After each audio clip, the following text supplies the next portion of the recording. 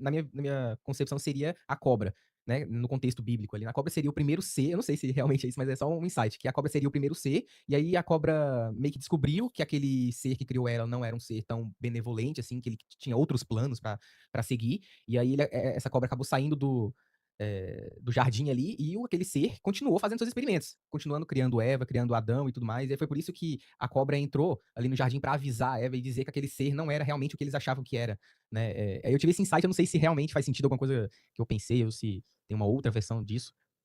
Não, o seu insight é muito feliz. Por quê?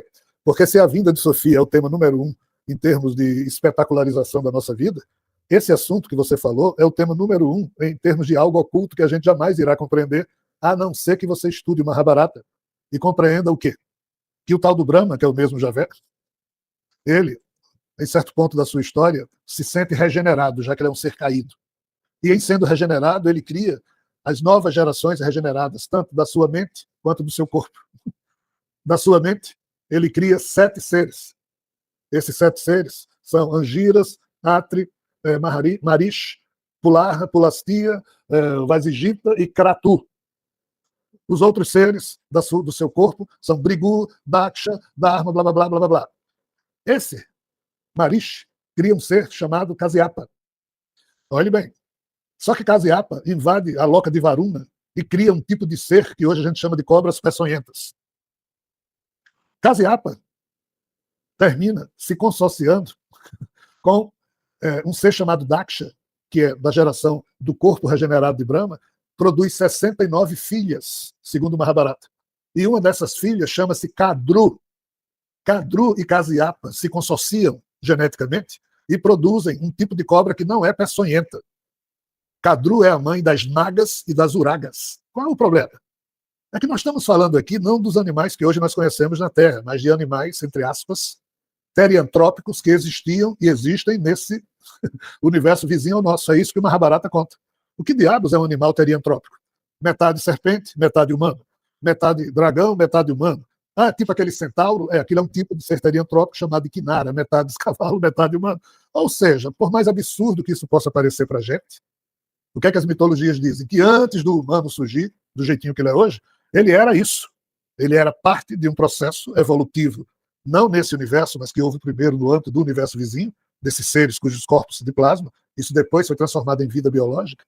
Mas esses seres, filhos de Kadru, os Nagas e Uragas, que apesar de terem essa aparência aos nossos olhos complicada, mas são seres do bem, eles, ao longo dos últimos 300 milhões de anos, após um problema ocorrido no universo vizinho e no nosso, chamado Ragnarok, descrito no âmbito da mitologia nórdica, ao longo desses 300 milhões de anos, o Mahabharata conta que Brahma deu ordem para que os filhos de Kadru invadissem a Terra, porque os filhos de Dit e Adit, 2 irmãs de Kadru, ou seja, mais 2 filhas do tal ser chamado Daksha, haviam criado outras estirpes que estavam dominando a Terra, e essas outras estirpes eram os Asuras, os Devas, blá, blá, blá. Então, assim, existe sim uma história de que o primeiro reino estabelecido na Terra, ao longo dos últimos 270 milhões de anos, teria sido criado por um conselho de Mahoragas, ou seja, Najas e Uragas juntos, e que foram produzindo várias espécies.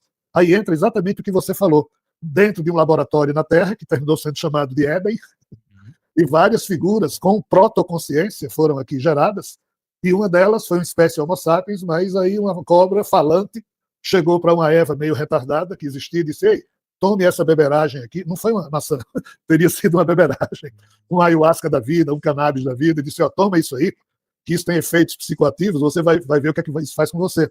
Eva tomou, ao tomar, destravou as traves, os lacres que existiam no genoma da espécie Homo sapiens irracional. Com isso surgiu a racionalidade, e se isso for verdade, o que intuitivamente você falou retrata tão somente o fato de que os humanos teriam sido produzidos dentro desse financiamento, desse esforço levado adiante por essas cobras falantes, ou seja, por esses seres teriantrópicos, ou seja, os tais filhos de Kadru. Mas, Rogério, onde é que diabos a gente sabe disso? Só estudando, só que ninguém estuda. Mas essa sua intuição tem a ver com algo que existe. Ou seu espírito está envolvido com isso, em outra vida para você. Não, exatamente. A intuição, tipo assim, a intuição falando assim, olha, Isso, a humanidade